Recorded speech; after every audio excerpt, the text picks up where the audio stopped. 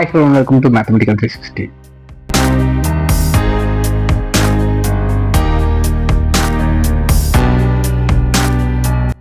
இதில் நான் போகிற சப்ஜெக்ட் வந்து பார்த்தீங்கன்னா மெயில் 2ஆம் ஆண்டு +2 கணிதவியல் இந்த சப்ஜெக்ட் தான் பார்க்க போகிறோம்.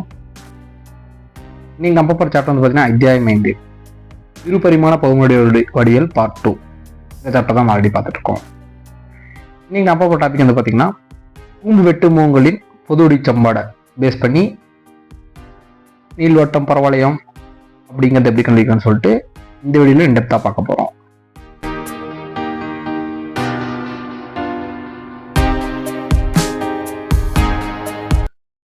கூம்பு வளைவின் பொதுச்சம்பாடு ax² + bxy + cy² + dx + ey + f = 0 கூம்பு வளைவின் வடிவங்களை அடையாளம் காணும்.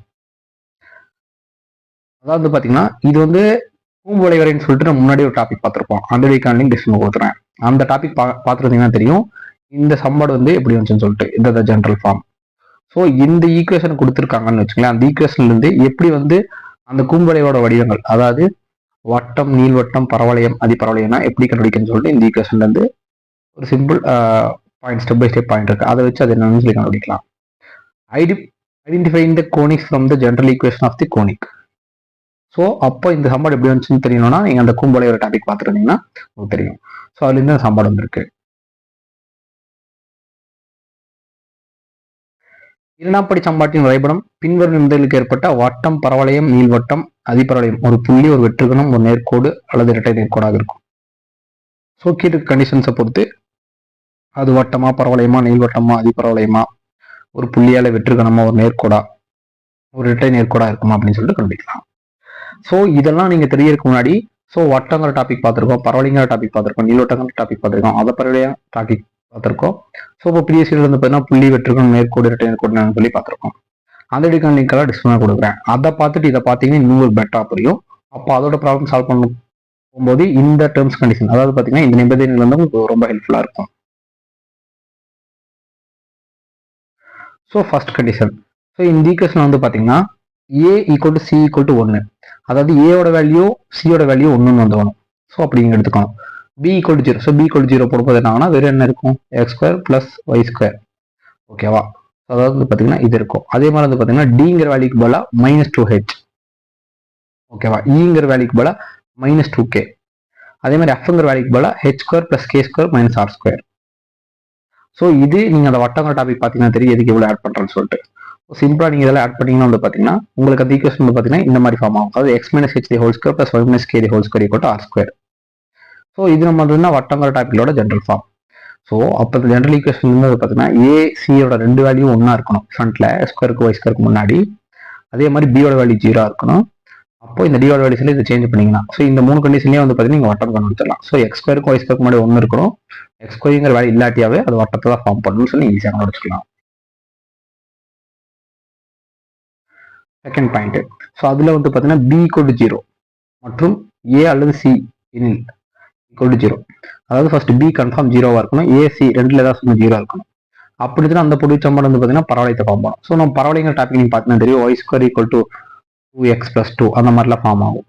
ஸோ அப்படி அதில் வந்து பார்த்தீங்கன்னா ஃபார் எக்ஸாம்பிள் இங்கே b 0ன்னு வந்துச்சுன்னா வெறும் ஏல ஏதாவது சொன்ன ஏசியில் ஏதாவது சொல்லி 0னா ஃபார் எக்ஸாம்பிள் a 0ன்னு வச்சுங்களேன், சியில் என்ன வேறு எது வரும். ஸோ அப்போ y² = அந்த dx + 0 அந்த மாதிரி உங்களுக்கு வேல்யூஸ் வரும். ஸோ அப்படி வேல்யூ வரும்போது என்ன ஆகுனா அது ஒரு பரவளையம் நம்ம கண்டுபிடிச்சிக்க முடியும். தேர்ட் பாயிண்ட், a ≠ c, அதாவது பார்த்தீங்கன்னா ஏவோட வேல்யூ சியோட வேல்யூ ஈக்குவலா இருக்கக்கூடாது. மற்றும் a மற்றும் c இரண்டு ஒரே குறியாக இருப்பேன். அதாவது ஏவோட சிம்பிள் அதாவது பிளஸ்ஸா இருக்கணும்னா சியோட சிம்பிள் பிளஸ்ஸா இருக்கும். அந்த மாதிரி இருந்துச்சுன்னா அது நீள்வட்டத்தை ஃபார்ம் பண்ணும். ஸோ இப்போ இந்த ஏசியோட வேல்யூ x²க்கு y² இடையில இருக்கிற வேல்யூ வந்து பார்த்தீங்கன்னா 0, அதாவது 0 இல்லாமல் இருந்துச்சுன்னா மற்றும் அதற்கு குறி சேமா இருந்துச்சுன்னா அது ஒரு நீள்வட்டத்தை ஃபார்ம் பண்ணும்.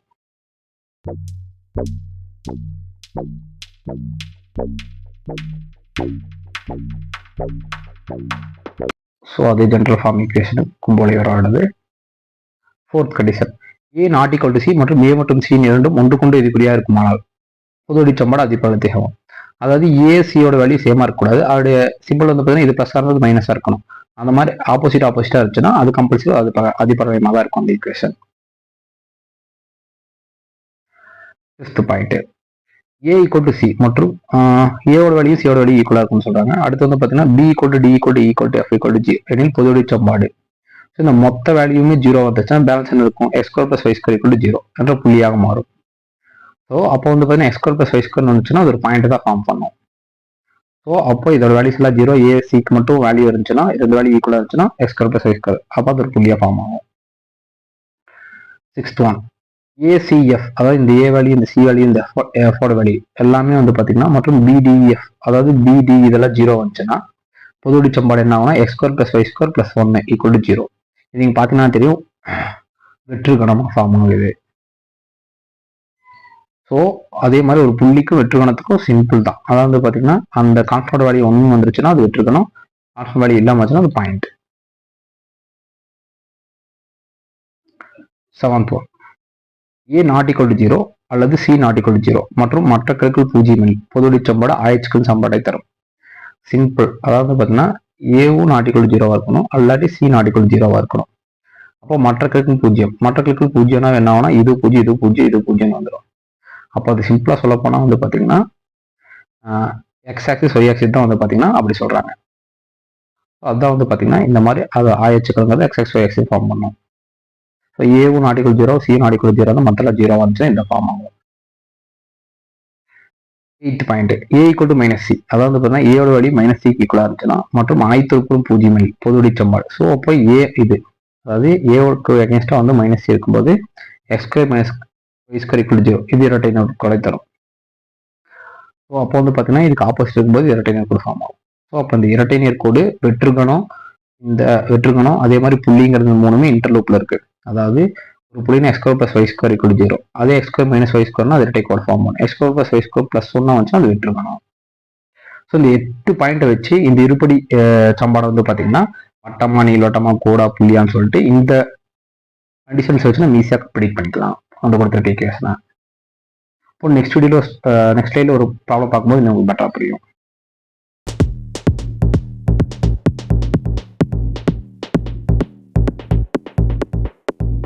எடுத்துக்காட்டு, பின்வரும் சமன்பாட்டிலிருந்து கூம்பின் வளைவின் வகையை கண்டுபிடிக்க, அதாவது கூம்பு வளைவின் வகையை கண்டுபிடிக்க சொல்லிட்டாங்க.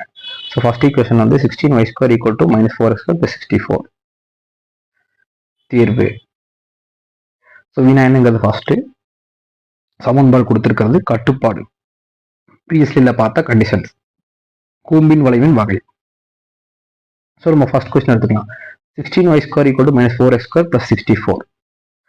ஸோ இதில் வந்து பார்த்தீங்கன்னா கட்டுப்பாடு 3, அதான் வந்து பார்த்தீங்கன்னா ஏவோட வேல்யூ சியோட வேல்யூ வந்து பார்த்தீங்கன்னா ஈக்குவலாக இருக்கக்கூடாது, நாட் ஈக்குவலாக இருக்கணும்.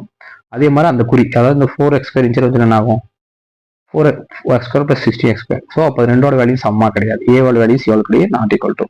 ஸோ அந்த தேர்ட் கண்டிஷன் அதான் சொல்லியிருப்பாங்க ஃபர்ஸ்ட் நாட் ஈக்குவல் டு. அதே மாதிரி வந்து பார்த்தீங்கன்னா அது ரெண்டோட வேல்யூவும் நாட் ஈக்குவல்ட்டாக இருக்கும், அது ரெண்டோட குறியும் வந்து ப்ளஸ்ஸாக இருக்கும். ஸோ அப்போ ஏவோட வேல்யூ ப்ளஸ் சியோட வேல்யூ ப்ளஸ், அப்போ அது என்னமா ஃபார்ம் ஆகும், நீரோட்டமாக ஃபார்ம் ஆகும்.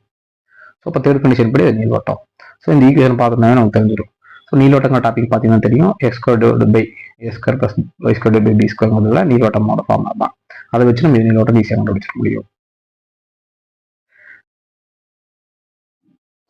Second question, X square plus Y square equal to minus 4x minus Y plus 4. So first condition, அதான் வந்து பார்த்தீங்கன்னா எக்ஸோட வேல்யூ ஒய்யோட வேல்யூ வந்து பார்த்தீங்கன்னா X square plus Y square சொல்லி இருந்துச்சு. அதே மாதிரி வந்து பார்த்தீங்கன்னா அவங்க சொன்ன 2h போகும்போது இதை பார்த்தீங்கன்னா தெரியும், இந்த இன்ச்சர் வரும்போது ஒரு வட்டத்தை தான் ஃபார்ம் பண்ணும். அதாவது x minus h the whole square y minus h the b square அந்த மாதிரி ஃபார்மேஷன் பண்ணோம். இந்த ஃபர்ஸ்ட் கண்டிஷனை ஃபுல் பண்ணா அது வட்டம். Third question, X square minus 2y equal to X plus 3. இதுவும் அதே மாதிரி செகண்ட் கண்டிஷன், அதாவது பரவாயில்ல எப்படின்னா ஏ அல்லது சி ஏதாவது வெளியே ஜீரோ இருக்கணும். ஸோ இப்போ இங்கே ஏவோட வேல்யூ இருக்குது, சியோட வேல்யூ ஜீரோ தான், ஏன்னா ஒய் ஸ்கொயர்ங்கிறது கிடையாது. அப்போ இந்த எக்ஸ் ஸ்கொயர் இங்கே வச்சுட்டிங்கன்னா இங்கே எக்ஸ் பிளஸ் 3 இருக்கு, ஓகேவா. ஸோ அப்போ நமக்கு என்ன கிடைக்கும், ஏதோ ஒரு வேல்யூ ஜீரோவாக இருக்குது, அப்போ மொத்தம் இதாக இருக்கிறதுனால அது பரவாயில்லை ஃபார்ம் பண்ணணும். ஸோ அந்த செகண்ட் கண்டிஷன் நீங்கள் பார்த்தீங்கன்னா புரியும். Fourth question, 4x square minus 9y square minus 16x plus 8y minus 29. Equation பார்க்கும்போதே கொண்டு வச்சுக்கலாம், ஏவோட வேல்யூயும் சியோட வேல்யூயும் ஈக்குவலாக கிடையாது, அப்போ நாட் ஈக்குவல் டு. அப்போ இதோட ஏவோட வேல்யூ ப்ளஸ் பியோட வேல்யூ மைனஸ். ஸோ இப்போ எதிர்குறியாக இருக்குது, அப்போ இது கண்டிஷன் 4 படி வந்து பார்த்தீங்கன்னா அதிபரில் தான் ஃபார்ம் பண்ணும். இப்போ நீங்கள் சிம்பிளாக இதை பார்த்துனே கண்டுபிடிச்சிக்கலாம். ஸோ ஏவோட வேல்யூ சியோட வேல்யூ நாட் ஈக்குவல் டு அப்படின்னா இதுக்குரிய ஆப்போசிட் இருக்கும்போது அதிகமாக வேல்யூ. ஸோ மோஸ்ட்லி நீள்வட்டம் பட்டம் பரவாயில்ல எதிர்ப்புள்ள இருந்தால் அதிகமாக கேட்பாங்க.